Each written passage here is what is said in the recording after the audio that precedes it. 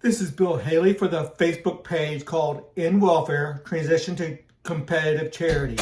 Now I have a video out there about 20 minutes, another video, a couple minutes, about 2 minutes, and just trying to give you a flavor of what's going to happen. And we're targeting about 7 or 8 minutes on this one, try to go through it rapidly, but give you enough information to let you know what this is. So I want to end government welfare because I believe it's doing a lot of damage. We do not use subjective determination. We're entrapping too many people into poverty. We're doing a lot of harm. We're making too many single parent households, and there's just a lot of harm there. I'm not going to touch on that's as much as I'm going to say about the harm the current welfare system is. There's a lot of writings. A lot of people do podcasts and speeches about that. A lot of people write papers about that. Look at those. I talk a lot of that on other videos, but let's just talk about the transition to a competitive charity, how it's going to be structured. I'm not going to talk about the transition right now, but there are videos. I will talk about the transition in a smaller video on this, but let's go through this real quick. Okay, it's called In Welfare, Transition to Competitive Charity. It's going to be funded and structured. 100% of the current welfare will stop. That's highly important, even in the tax code. In the longer version, I go through a little bit more, and I'll do individual videos on that. But that needs to stop. Then every citizen and business will be legally required to contribute. We can call it a tax if you wish to. It's not a donation because it's not voluntary.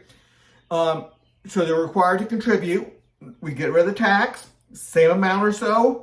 Required to contribute a percentage of their income or sales, so about half coming from sales tax, half coming from individual income tax. It's more like the payroll tax, like a Social Security payroll tax type of thing.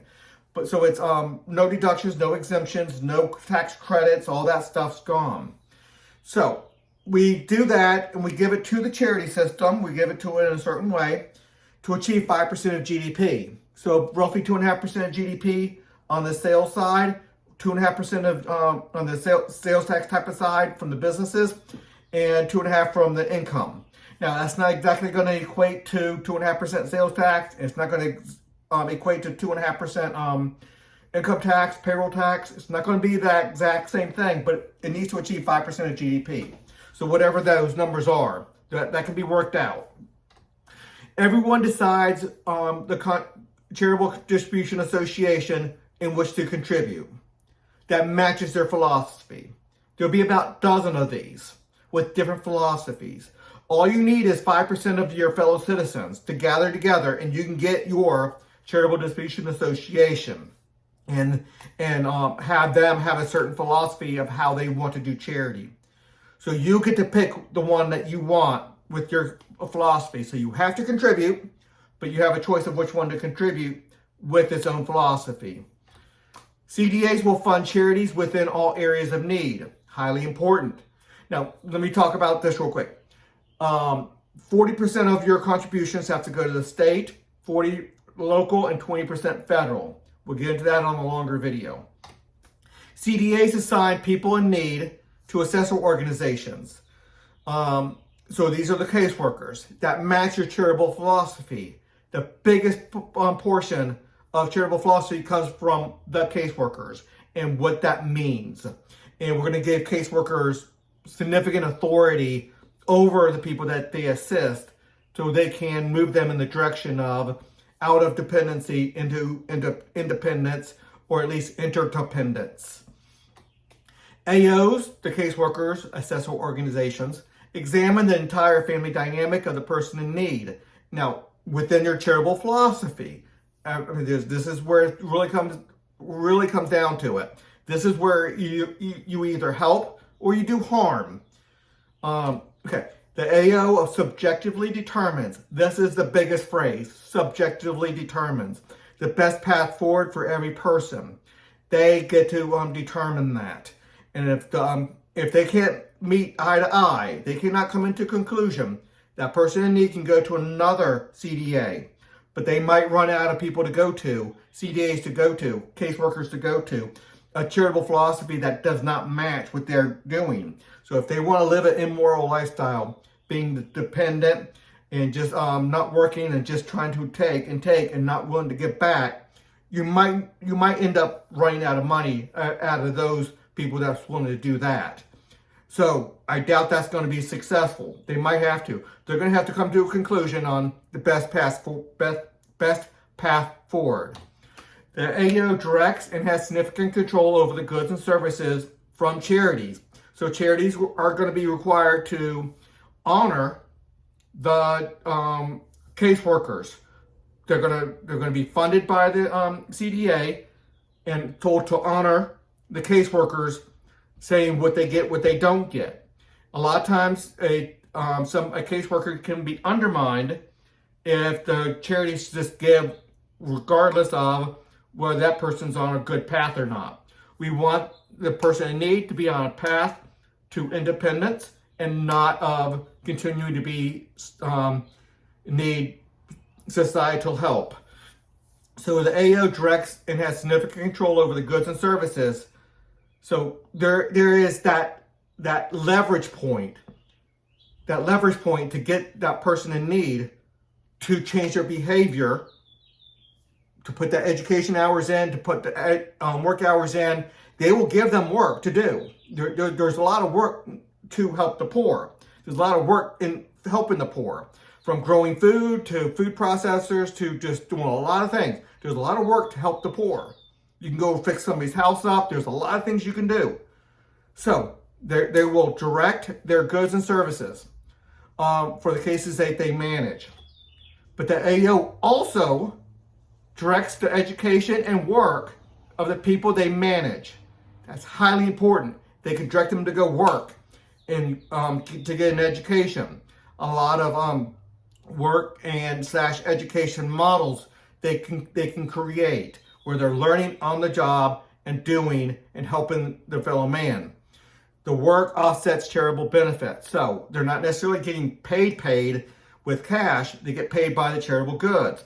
But again, how that's structured is going to be on a case-by-case basis within the charitable philosophy of the caseworkers, of the CDA, of the charities, all working together, all working under that same charitable philosophy.